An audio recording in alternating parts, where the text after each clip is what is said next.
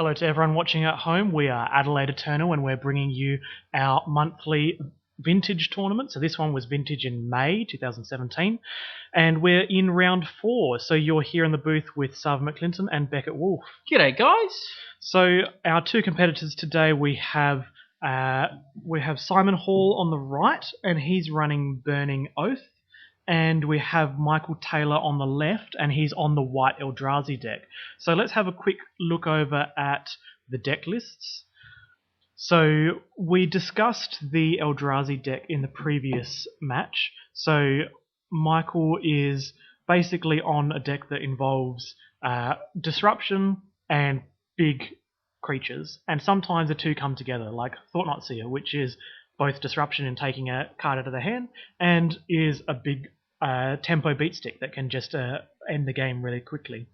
So if you want to see more Eldrazi, go watch the third match. That's really nice. So let's just switch over to a new deck that we haven't seen today. So Simon Hall is on this new innovation. It's called Burning Oath because it basically revolves around Oath of Druids, the standard Oath of Druids shell, but they've revolutionized the pieces that go around it, this time using the Grove of the Burn Willows and the Punishing Fire combo, which is really good at dealing with a lot of the threats in the metagame at the moment, like Phyrexian Revokers and Containment Priests, and sometimes it even kills a Monastery Mentor before it can actually get away with the game.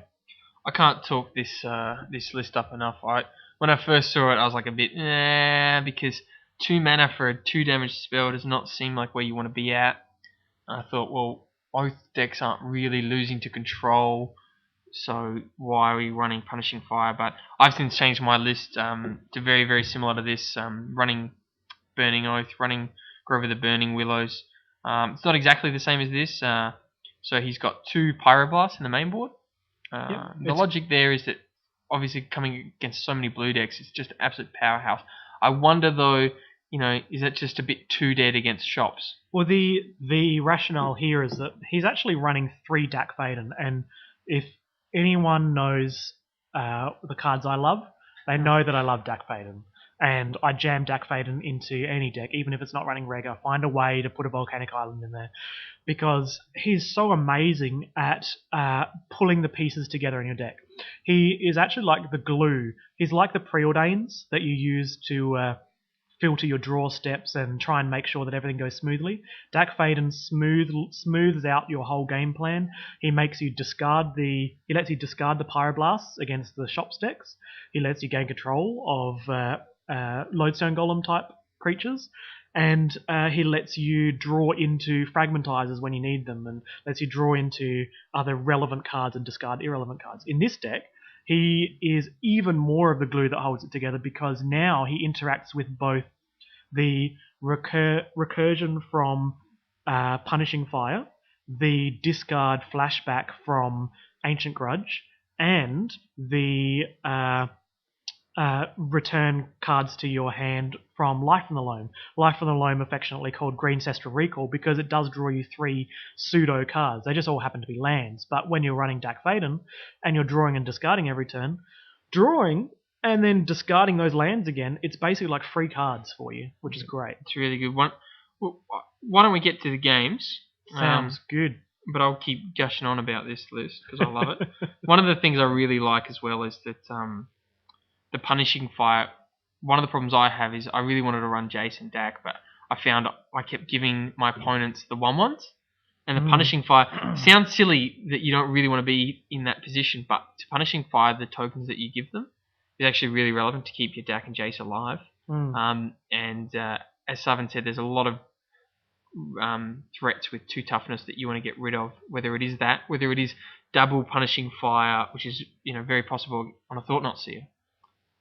Or on a Containment Priest, which often, in fact, almost always, if they have it, will get sided in against you. So the Punishing Fire, and of course Mentor. The Punishing Fires are a really, really strong card that I imagine will get sided out really only against Storm lists and combo lists that don't run creatures. Yeah, the engine is really nice to have that ability to essentially fill your hand up with cards, even if they're not relevant. Even if they're against Storm, just fill up your hand with some cards, and then use them to discard to DAC and just essentially draw new cards. It's a pretty nice idea, and obviously, Dak Faden is known for the fact that, unlike Jason Mind Sculptor, doesn't generate your card advantage, but by generating in a normal situation card quality, it's a pseudo card advantage. But in Simon Hall's version of the deck, the not only is it card quality, it's card advantage too. No, it's really, really good. I haven't put the Greencestral Recall, that is Life from Loam, in my list, but I'm definitely considering it, and I haven't watched this game, so I want to see how it goes. Yeah, definitely. So there's some mulling going on. I believe they've both gone down to 6, so it'll be interesting to see how this goes. I believe Simon is on the play, and we quite literally the previous round saw an Oath versus Eldrazi matchup, but it didn't go very well for you. No, it didn't. And that's because Eldrazi has that ability. Eldrazi 1, Oath 0. Yeah, that's so it. Far. Eldrazi has that ability to be explosive and disruptive at the same time, and so here being on the play is not something that you want to be a position you want to be in.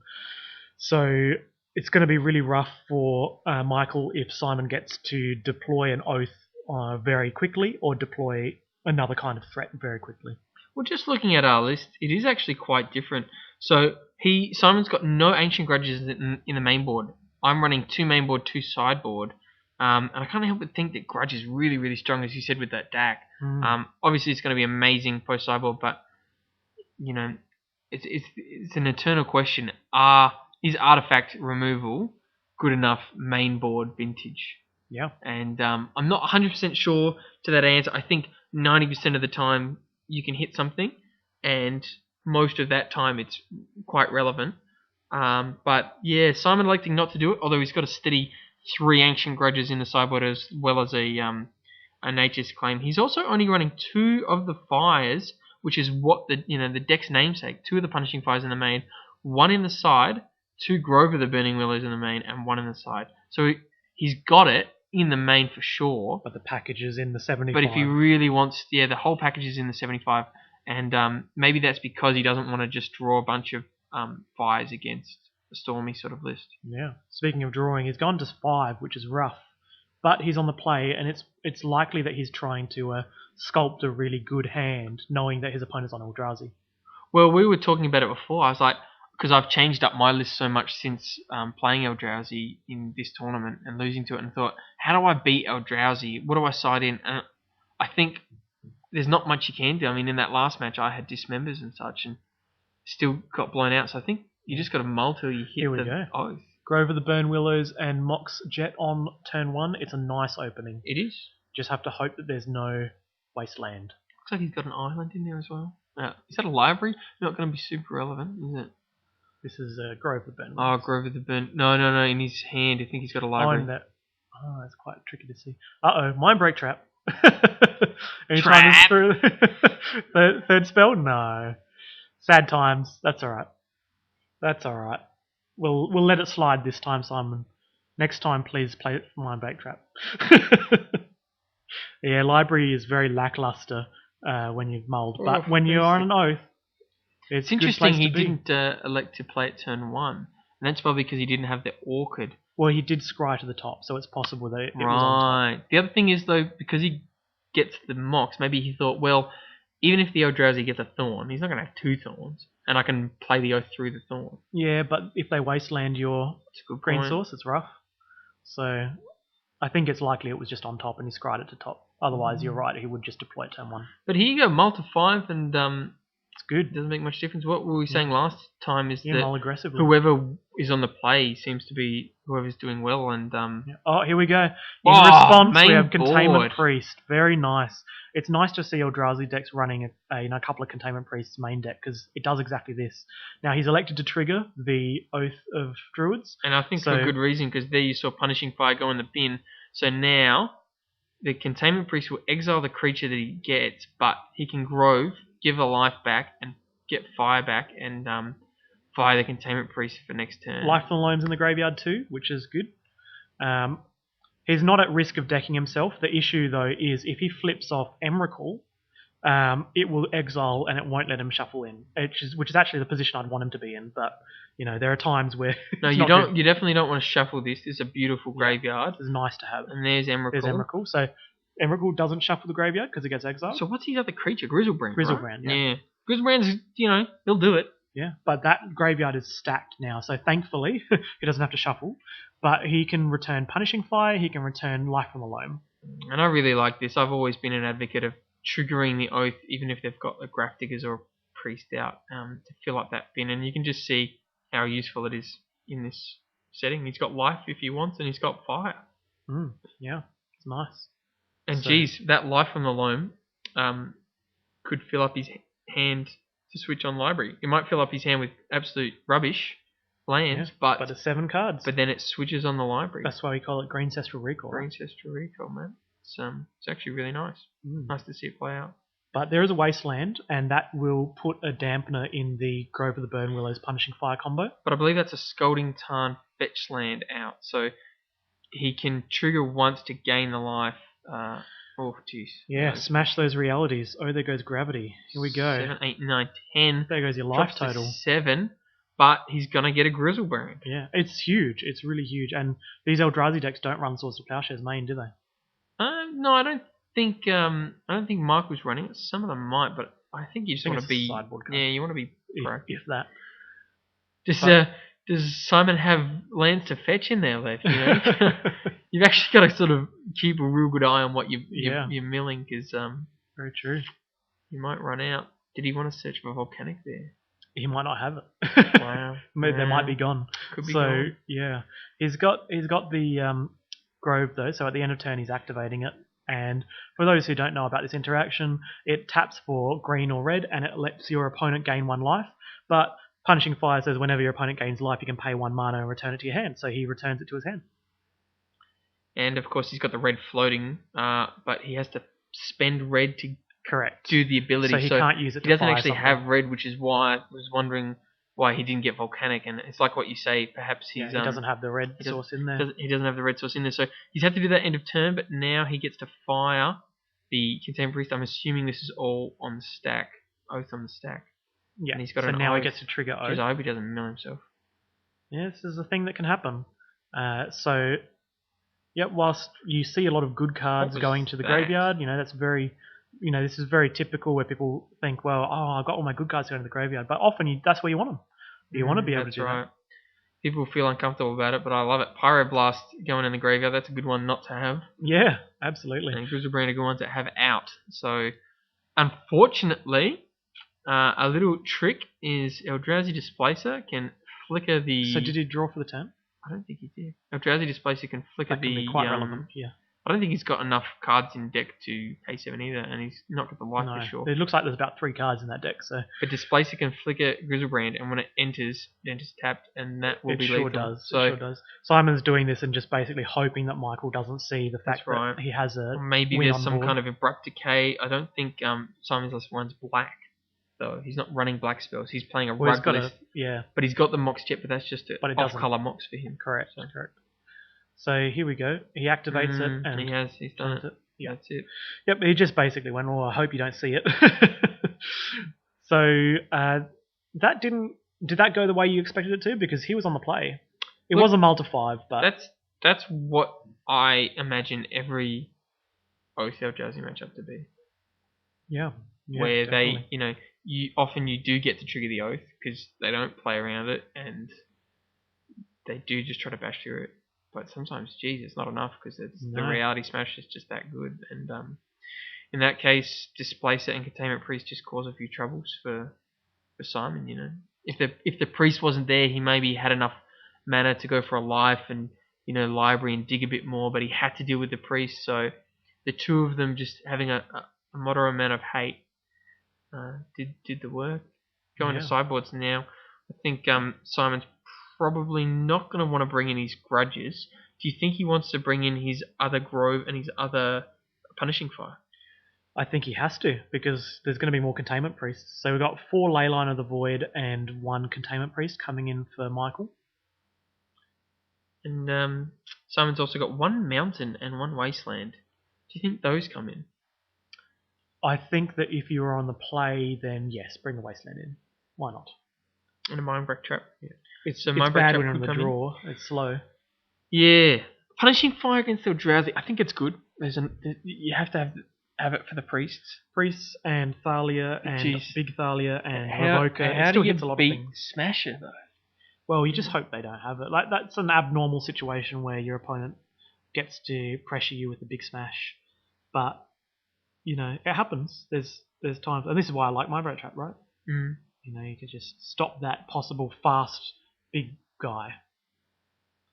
So Mike was just deciding on what to take out. Yeah, I think Simon about looks like he's got 4 cards. Nullrod. He thinks I was combo deck Nullrod, and he thinks, there's actually not any artifacts that I care about too much. No. I can see value to having the Nullrod on the play, but he's not on the play because you can null them before they get to do things. But on the draw, it's bad. Yeah, Chalice of the Void surely coming in to hit some of those 1-drop cantrips, and hopefully even for 4 mana to do it for 2 to hit the Oath and Life from 1 as well. Yeah. So what do you least like to see when someone chalices? What number for you? You know, 1. 1? Yeah. 1 for sure. If they do it for 2, you know, you can still naturalize it away. You can still sort of play through it a bit. People try really hard to turn the Oath off and often condemn themselves. And if they're doing it for 2, they've tapped out for that turn, which means they haven't cast a Thought-Not-Seer. So I'm more scared of the 1, because if they do it for 1, it's usually before you get to empty your hand of all those 1-drops. So you could keep a big hand full of 1-drops and then just not be able to use them. Yep, I completely agree with you. And there you go. So that looked like 2 Orchids out. It's just bad stuff out, right? Pyroblast, Mental Misstep, like the bad stuff's gone. Well, he's taken Forbidden Orchid, which is really interesting. Well, yeah, because your opponent runs creatures, yeah? Yeah, it's interesting. Yeah. I personally don't, just because I want to hit my land drops. No, it makes sense. And sometimes they just don't. Sometimes Do you they think play you can shade one? I think I keep Chalice here. And Revoker. I keep Chalice. Actually, I keep all of those cards. Because Revoker shuts off Dak. Because once Dak is active, he can take your Revoker. But if you play Revoker and name Dak, Dak can't take the Revoker, right? So it seems like the best things to name with Revoker against this particular build of the deck is Dak Faden. That's right. Can you name even Punishing Fires? Is that an activated ability? No, Triggered, it's surely, triggered yeah. So he can't I assume, do but that. someone can tell us. No, Simon's I'm pretty a judge, sure he that'd can be right. Simon is a level 2 judge, I believe. He can tell us. We'll ask him. No, I'm pretty sure they'd be triggered to the life gain. So, I assume it's triggered. Yeah, because but what did Michael bring in is another question. So he brought in 4 Leyline of the Void. I can see why he's doing it, but I wouldn't bring them in. Because, you know, seeing that your opponent has so much graveyard interaction, shutting off Punishing Fire, Life from the Loam, Ancient Grudge, it's very tempting. Like, extremely tempting to shut down an engine. However, I think that the cost in this cost benefits analysis is high. So that's losing just your one evokers less one less Thought-Not-Seer, one less piece of gas. Well, it's 4 less Revokers. I'd rather keep my Revokers. Yeah. But if, let's say that tables were turned and you were a deck that had dead cards, like, you know, how Mental Misstep is dead against shops, and you got nothing else, sure, bring him in. But in this situation, he doesn't have any dead cards, really. No, that's right. He wants to be linear. He wants to be streamlined. He's got 2 Grafdigger's Cage, which can come in. He's got a Swords to Plowshares. I don't think that's where he wants to be, though. So I doubt he's brought that in. No, I think you bring in 2 Cages, 1 Priest, and the rest is up to you, whether you want to bring in, say, 1 Null Rod if you're on the play. But in this case, I just bring in 3 cards. He's already got a Null Rod mainboard as well. Oh, okay. Well, I would just bring in 2 Grafdiggers, 1 Priest, and then I'd side out 1 Eldrazi Displacer, maybe 2. And... Well, he's got 4 reality. One reality Eldrazi Smasher. Displacer just won him the game there, and that could be a factor. Even if it's correct, Sarp, if you just win a game off a card, then makes you feel like you want to keep it. But then again, for you sure. see, the Cage and the Containment Priest prevent the creature from ever coming out anyway, whereas the Displacer is stopping the creature once it's come out. So, I reckon he's. but I kept take his, out smashes, right? Yeah, a couple of smashes. We were just talking about how the deck struggles to beat smashes. That's the thing. It is a very streamlined deck. Maybe you just take out Null Rod. Maybe you just want to get in fast. Take out a Null Rod and. So here we go. We're going to see whether it pays off. Laid on the Void out at the beginning. This might actually pay off. It's a good gambit. So fetching, and let's see if it's just a preordained type turn. And I'm not sure if he's only got one Nature's Claim. So the benefit of running the red means you get Ancient Grudge, which is obviously a lot more value than the Nature's Claim, and it's got that nice little synergy with the graveyard. But this leyline is just saying the Nature's Claim is a lot better here because obviously there's no graveyard, so there's no value. Costs more, and it doesn't hit enchantments, which is what's out. Probably why he's kept at least one Nature's Claim in that sideboard. Yep. So this is a preordained turn? Yeah, it's a preordained turn. That is the Venser versus Koth preordain. It's a dual deck. I don't mind it. It looks okay. It's just not the original art, but it looks okay. It's actually funky. It's a funky art. It's not a scathing review. No, as you normally have. Normally I eviscerate them, but yes. You see that I think the art is good because it's got Venser and he's looking into this, looking into some business. So he's actually. Well, he's the kind of guy that would preordain Venser. You'd expect it from him, but I love my original art. He's a thinking man, Venser. So everything that Simon plays is going to be exiled when it would normally go to the graveyard until he can find that Nature's Claim, and we'll see whether that gambit pays off for Michael. Well, someone could have surely taken out the Life from Loam, and I'd even say hoped he'd taken out the Life from Loam because it's just a bit slow against these decks. Yeah. Well, this is where Michael wants to be. He's got Cavern of Souls. Beautiful place to be. And Black Lotus is a beautiful place to be. He's going to be able to deploy some threats here. Looks like a Null Rod's there as well, so I don't know how relevant the Null Rod would be, but I guess it stops an explosive. So this is a counterable Thought Not Seer? Yeah. It's not an uncounter, it's a counterable Thought Not Seer. Why is that? Because it has to generate colourless mana. Yeah. That's a really Black Lotus point. is actually, it's not as good as it used to be, right? Because it can't generate 3 colourless. So it's actually just, just sell them. They're bad, right? Black Lotus. You sell me. You heard it here first. Sell me your Black Lotuses. They're cheap. So ooh, that's hand. Beautiful. That's Look at that. A hand. What do you take, mate? So do you A-call? Well, you can't A-call in response because you use preordained. So yeah, you just take A-call here. Yeah. I think so. Although I think Time card. Walk's actually not too bad because I know you don't like Time Walking if you don't have anything out, but when you've got a Jace out in your hand, just hitting that extra land drop is Rampant Growth. Draw a card is actually not terrible when you've got Jace. It'll be beautiful.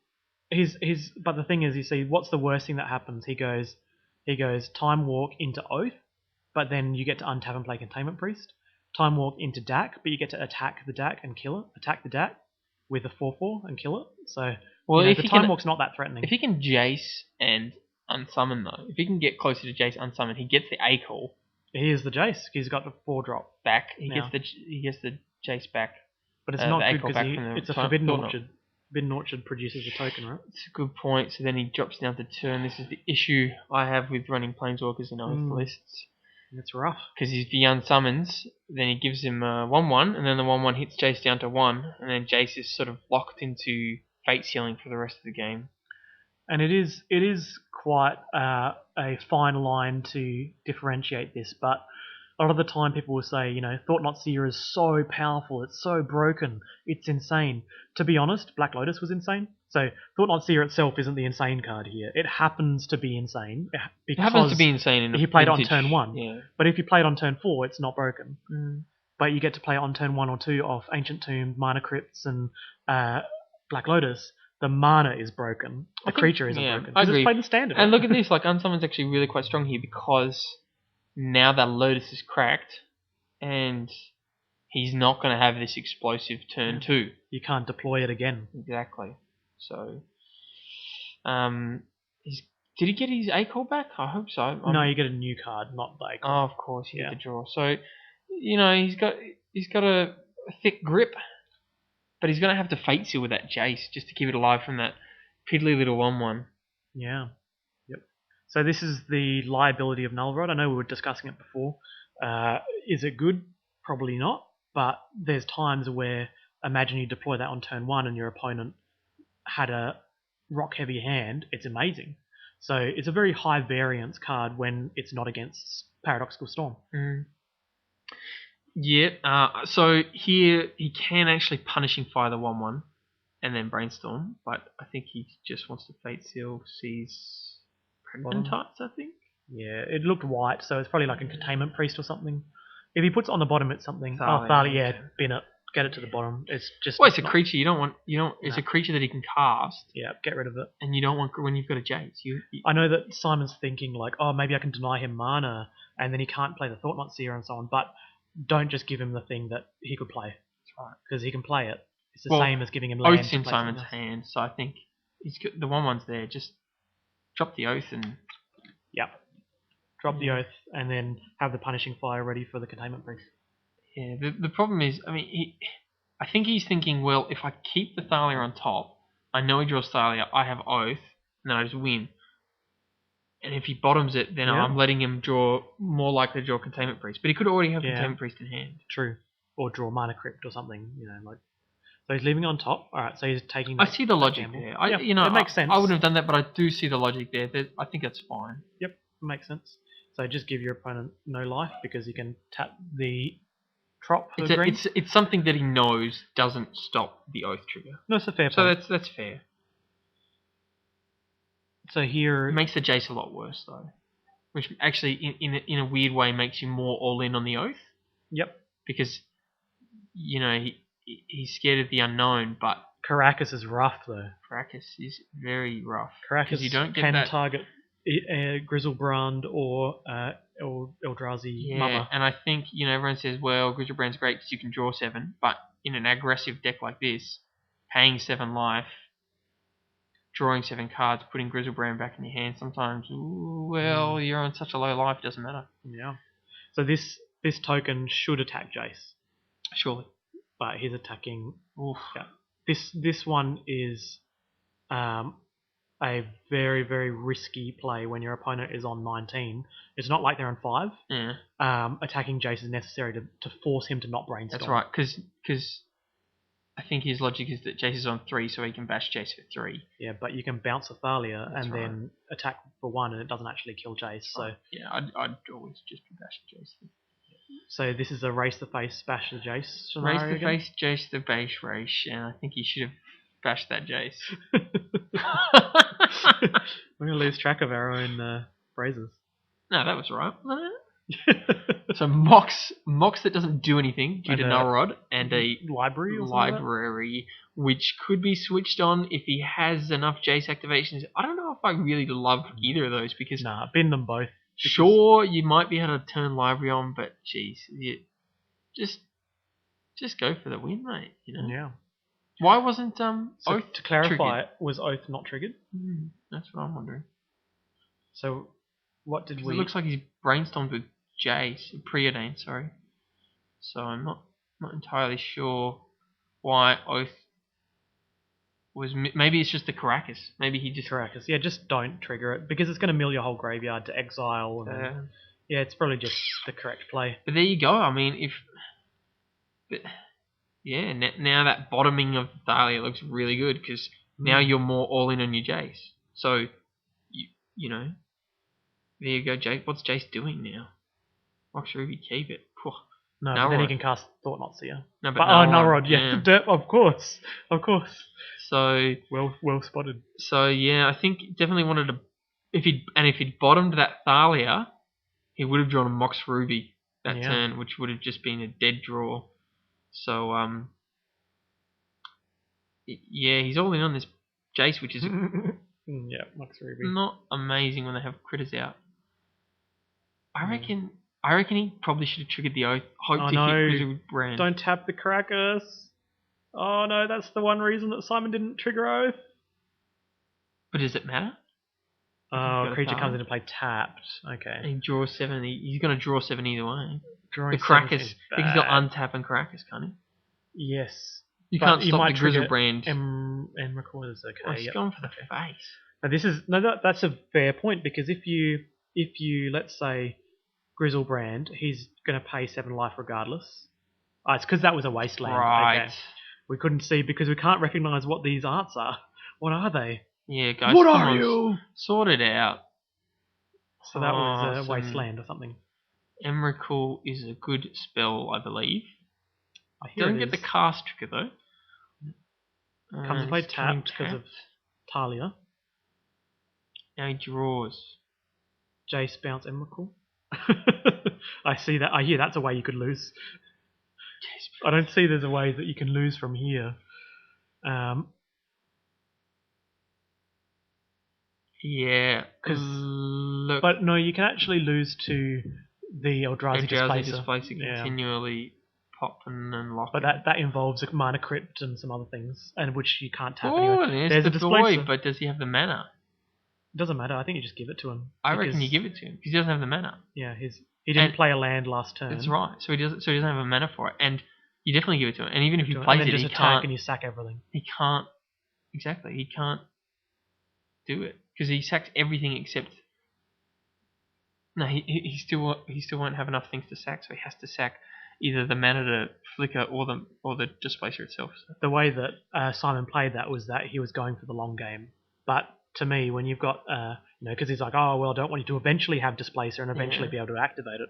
But to me, you're gonna sacrifice 6 permanents. This is the short game. It's done.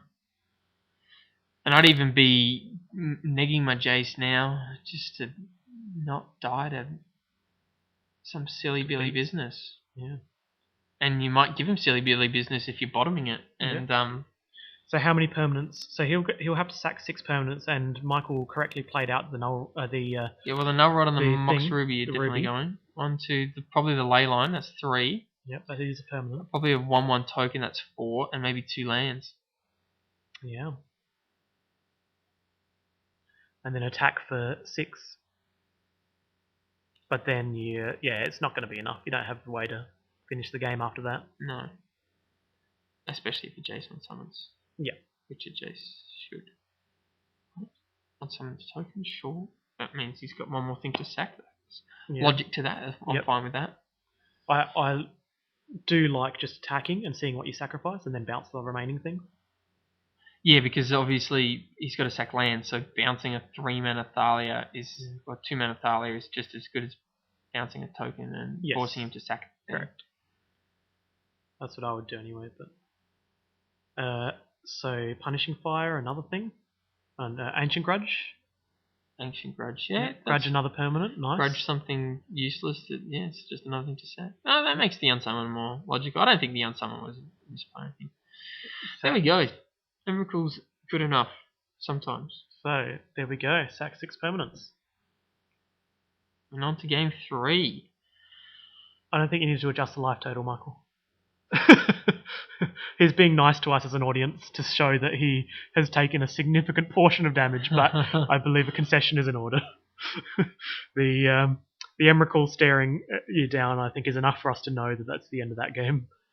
That is the end of that game, and we go on to game 3. It's a really, really interesting matchup. Yeah, that was very tight. So let's see if this means that Mike was on the play with Eldrazi. So I think he's favoured. That 60-40 rule again, right? I reckon it goes back to that whoever is on the play is favoured. So be very interested to see what happens here. I think he could keep an explosive hand, play into Mindbreak Trap that... and is Simon going to mull till he hits an oath? Yeah, well, he mulled aggressively in game 1, and it was nice. He had a plan, but it just didn't work out for him. And so I think mulling aggressively here, when you are on the draw, you come in the cages. Yeah. So I think Michael recognised just there that he meant to have the cages in. Yeah. And so he's bringing cages are definitely pretty good against oath. They are for this deck. Yeah. Because the Oath deck will take out its mental missteps. Mind you, that's another reason I'm really loving Ancient Grudge in this Burning Oath list, Mm. because you there have Graph Diggers, and you say, sure, and you mill a bunch of cards, and one of them's surely going to be Ancient Grudge. Yep. Especially if you've sided them in post-sideboard, which I would be doing because you can assume most decks are siding in Ancient Grudge against you. Graph Diggers against you. So to do that, the Graph Diggers is really just surviving one turn of an Oath trigger. Yeah. Sometimes that's enough in Vintage, but when you're not investing cards from your hand to spot remove sideboard cards, it feels pretty good. So he takes out the Null Rod and I and think the that's Leyline. correct, yeah. I still think you take out Reality Smashers here. Like, you got 4 of them. The list has 4, and it actually has no disruption whatsoever. As much as people go, well, I win with it because it's a hasty 5/5, but would you rather just lock them out of the game and then win later on? You can have some slower guys. Yeah, I'm not sure, mate. To be honest, the Thalia and the Eldrazi Displacer seem to do more work than the Smasher. Because the Smasher does 5, but the Thalia and the Displacer give you an extra turn anyway. Yeah, it's a so lockout. they get to flick. So they're doing Twice 2 as much swings damage. at least, Yeah. which is 6, not 5, and they're obviously going to do a lot more damage if you've got multiple creatures out. So Yeah, that's why I go -3 Smasher or -2 Smasher and a Null Rod or something like that, and then add 2 Graph Diggers Cages and a Containment Priest. Yep, I'd agree with that. But obviously, Leyline and Null Rod coming out for 2 Graph Diggers, which seems like a lot better for Michael, and you can only say that that's going to make that statistical chance definitely 60-40 now, I reckon. Yeah, as you can see, he had the Leyline, and he had the Leyline in hand, and so that was really best case scenario. Everything came up spades for him. He ended up having the Leyline in the opener, and it deployed for free. But bringing in those 4 cards that are dead in a deck that already has a lot of dead cards, so it ends up drawing mana when it wants creatures, or it draws creatures when it wants mana. Having more dead cards is bad later on in the game. So basically, if you test it and look at how that game did, that was the best it could have possibly done. And it was pretty good, but it wasn't backbreaking on Simon. Yeah, I'd agree with that, mate. I'd agree with that. So they're drawing up now, obviously, and Michael's going to be in the play. Is he looking for a Thorn kind of hand, or is he looking for Displacers? If I'm on his side, I'm mulling aggressively and making sure I have an explosive opening, and that explosive opening would consist of, say, a Thought-Knot Seer or a Thalia or a Thorn or something, just to slow Simon down. Basically, keep Simon 1 turn or 2 turns behind, and then keep smashing in. He doesn't want a hand. Okay, we've got some blue look and some kind of Egyptian Yu-Gi-Oh card in it, I think. Yeah, I don't know what that is. No, it's definitely Magic, right? We're not playing Yu-Gi-Oh. Is it though? So here we go. Explosive mana and there we Thalia. go. So I see 2 Moxes, a land, and the Thalia. It's mostly land though, that's the issue. But turn 1 Thalia. Yes, I completely agree, you have to keep it. With a cavern. Yeah. It's a cavern, and it's a turn 1 Thalia. That's it. I reckon. But after that, what happens? So that's going to be the question. That's done, man. In my books, I don't know the result of this match, but in my books, that's it. Yeah, getting the white source off Pearl is amazing. So there we go. Uncounterable Human. Man. Yep. So, this is pretty much perfect. The issue is that I think his hand is no gas. I think it's just land. Might have had a Smasher or something. We'll have a look. Let's see what is in there. I reckon it's going to be enough, mate. Yeah. I've definitely lost 3 power turn 1 Thalia. It's going to happen. Here we go. A bunch of tapped lands. Bunch of tapped lands, bunch of tapped critters from the Oath trigger. Yes, this is true. It allows you to bash in a bit more. Probe, try and find a basic land. Yeah, see, land. Land. So, yes, we did keep it because it had the cavern. He can cast anything in your top decks. Right? That's true. Any old Thought-Knot, any old Eldrazi Displacer. And in fact, if you hit something like Displacer, he goes Displacer, and then the next turn he can flicker as well. So yeah. I really like Michael's position here. I know the hand isn't ideal, but it's not ideal. But I'd 100% want to be on his side. Yeah, his win percentage went up to about 80% here. Yeah. What have you seen they do in the new coverage? So is this a basic land? It looks like Island, yeah. Yeah. In the new coverage, they have a little gauge that says who the commentators think are winning the match and by how much. So you can kind of like lean it towards. Yes. I reckon we should get one of those. I think we're about 80% on Michael's side. Yeah, right? let me know. Let us know in the comments. We might not have the technology, but we can verbalise it. I'm going to be going towards 80% Michael here. We don't have the technology, but yeah, I'm 8. Or after an A-call, I'm 80-20. going to make that 70-30 after that A-call. Okay, I would agree with you on that. It all depends on if this is Thought Not Seer off the top. If that is, it's disgusting. It looks like Leyline of the Void, which is not. Leyline of the embarrassment. So I'm going 68. Okay. Wait, how's my math? 32. 68-32. Thanks, okay. Sal. I'm with you. This is what our commentary is now going to become, by the way. No more. We don't have time for opinions or no words. It's just going to be the numbers, guys. So it's all based on what this A call draws, and then I'll tell you what the next percentage is. Let us know if you like this. Obviously, we're doing numbers now, so just give us a percentage. Don't actually explain your reasoning. Just give us the numbers and let us know in the comments if you like this tactic. Then what are we going to do when Dak Faden comes out? 101%. 101%. So preordain into Oath and something else. Yeah. Oath. Whole bunch of. It depends how many lands, how much mana he's got. I bet you he's got some awkward hand. Not awkward hand. Awkward hand. Oh dear. Oh no. Forbidden awkward. I think is that a volcanic island or is it just the island? I hope it's just an island. Otherwise, it's a cheating. Volcanic island. Well, technically, it was meant to come into play tapped. Yeah. Well, technically, Thalia's meant to be wrecking him. Well, if he's cheating, I'm going to go ahead and boost those percentages up. 101. Negative. Negative. Pretty tough to lose if you're going to cheat. I think that's an honest mistake, surely. Michael didn't pick it up either. So. Yeah. Usually, it's the kind of thing that just happens when, Michael's just so far ahead with his Thalia turn 1 that you just forget that, that's right, it does something. It actually does do something against you. So, punished. Gets punished. Yeah. Punished for keeping a land-heavy hand. Percentages? I'm not actually going to do this the entire time, guys. That was a joke.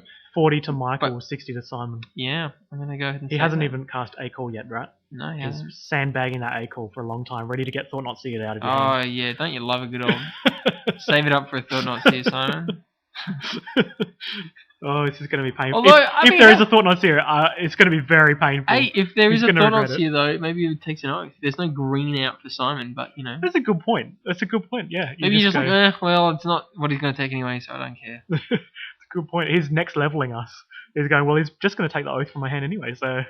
I definitely love playing against Thought Not Seers and having a handful of oaths and brainstorming away all the oaths except for one, and then they Thought Not Seer their oath. And then you draw the oath? And then you just draw like 2 more oaths off the top. He's deployed Black Lotus, cracking it for green.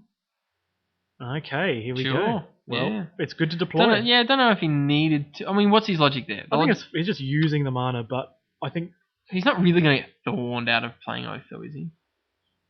No, but he's probably just worried about it getting Thought Not Seered, like we've said. That's so now the A-Call gets Thought Not Seered. I was just ragging into Simon about not playing around Thought Not Seered.